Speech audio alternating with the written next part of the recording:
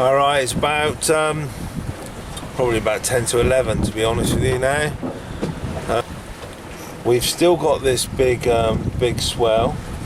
I think that is just indicative of the ocean in this part of the world, because I think once you start getting out over like 30 miles, this is like basically full on Atlantic, isn't it, you know?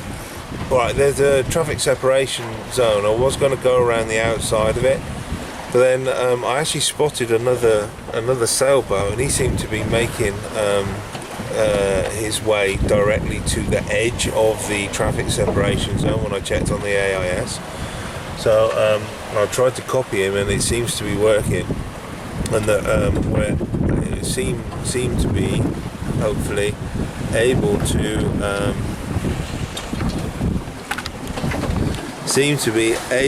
to make a course that'll take us on the inside of the traffic separation zone just before Lisbon.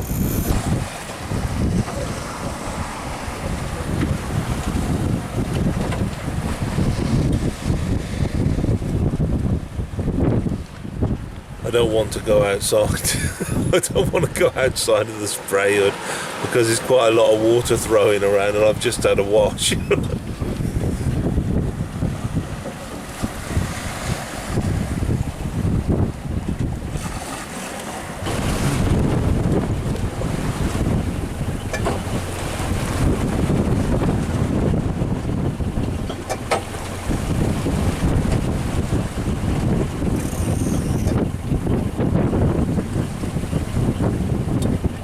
Right, that was a bit alarming.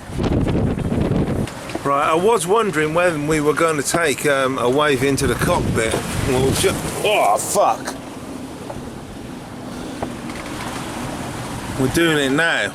We're getting 17 to 20 knots of wind, which seems not that bad to me, really.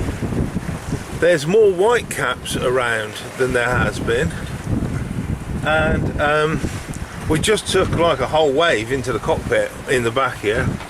It was all soaking, and when I got up to look, the whole of the inside of the cockpit were full of water.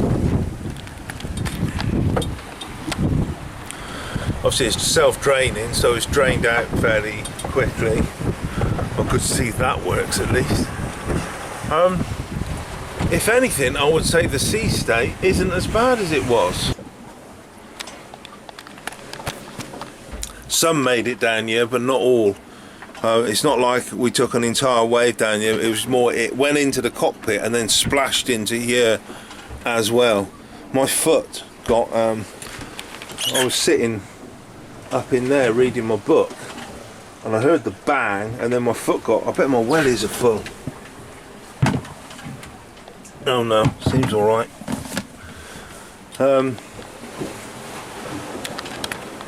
Oh well, yeah, fuck, look, it's on the table. Yeah, the chart's all covered. Oh, brilliant. The old almanac's got it for the second time. That's what happened to it the first time. Right, so what I've done is I've put two boards in the hatch and closed the lid. So that just leaves this gap here. The cushions for sitting on outside, they're soaked. I've mopped the floor up a bit with an old towel.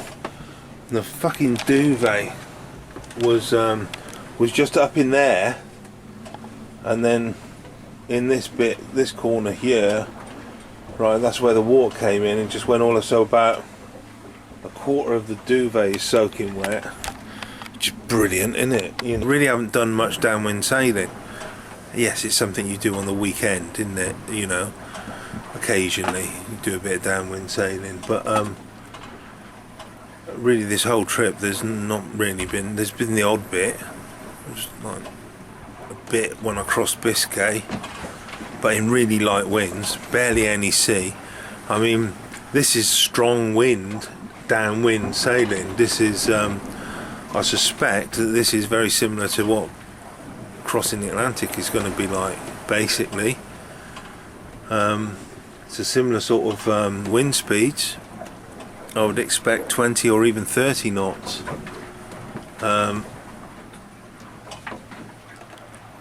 Fucking hell, in 30 knots of wind.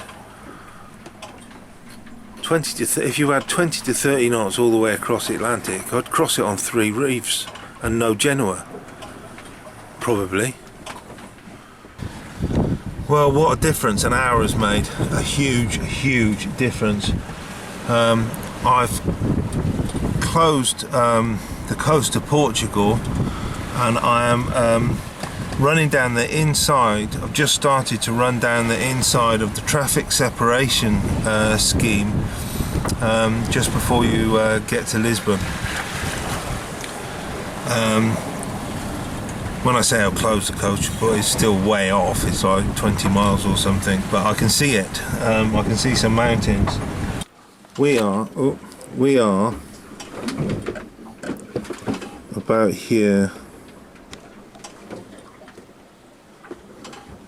Right here, making a run straight down here, which is about 45 miles, and there, Farillo Grande. I can see these islands now off my port bow. Unfortunately, it's still quite a long way to go. Well, the rest of today and most of the night, frankly, running down there. It's a bit confusing. It's a bit confusing because on the chart plotter, the bit that I'm in now is also shown as traffic separation zone, and it's not on the chart. I don't know. Anyway, so apart from the lights of Porto, that's my first proper glimpse of Portugal as we go by. So anyway, nearly in a position, fuck me man, where we can get a shower.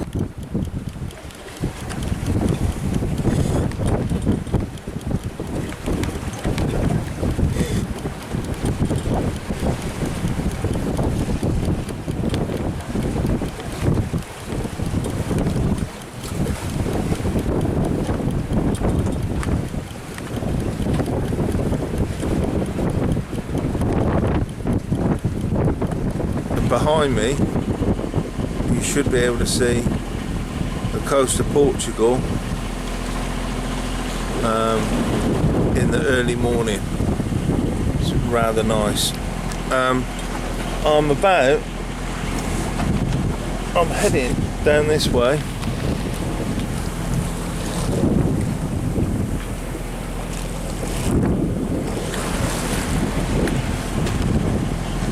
And I'm about 5 miles from about 5 or 6 miles from basically the entrance to Ria Tejo, at the top end of which is Lisbon. But I'm going to go to the marina Cascais, because it's like literally just right at the front of the Ria, so I don't have to travel like miles and miles up the Ria to get to a marina. The pilot book just says that it's expensive. It doesn't say anything else, which is useful.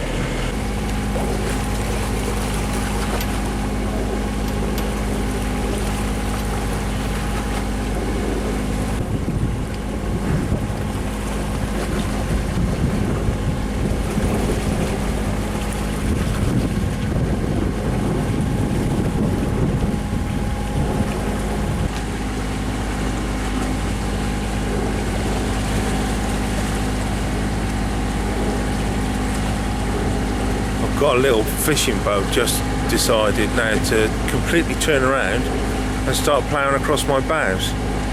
What a cock.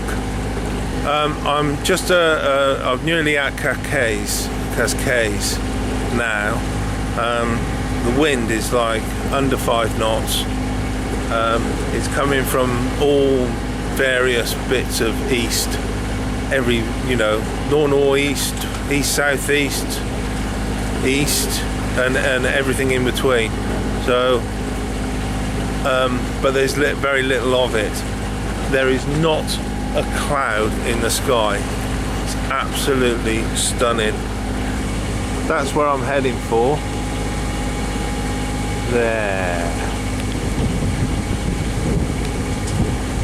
around the corner there, basically. Well, I have to say, this looks really nice. This place. I can see where all the fishing boats are anchored. I'm just coming around the wall now, and there's a big catamaran anchored out in the bay, and this bay looks really well protected. If this place is too expensive and I have to anchor, then I'll anchor here. It looks really good.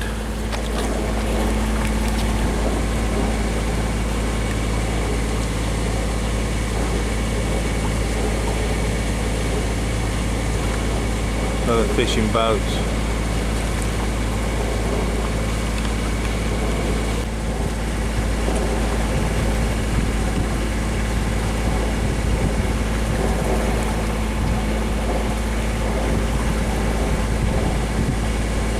Right, that's the reception dock.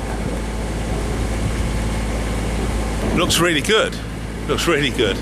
And I've already spotted some incredibly expensive looking boats. Oh dear. Bit of a tight dog leg coming in here.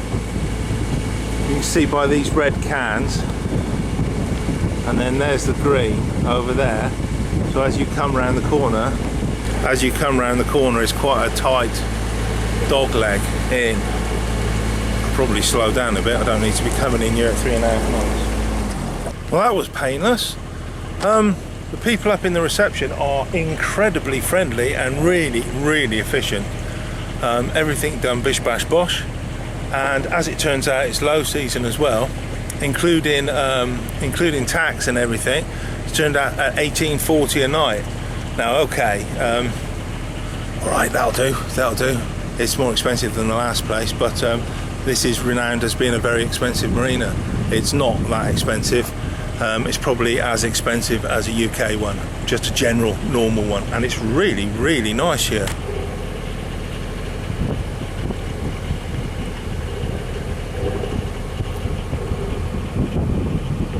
I've been sent down to the southern bit, M28, and as I said, they're really efficient. They just phoned up the dockmaster and sent a bloke down there as soon as I left the office. How about that? I could get used to this sort of service. I really could. You won't get it in England, I don't think.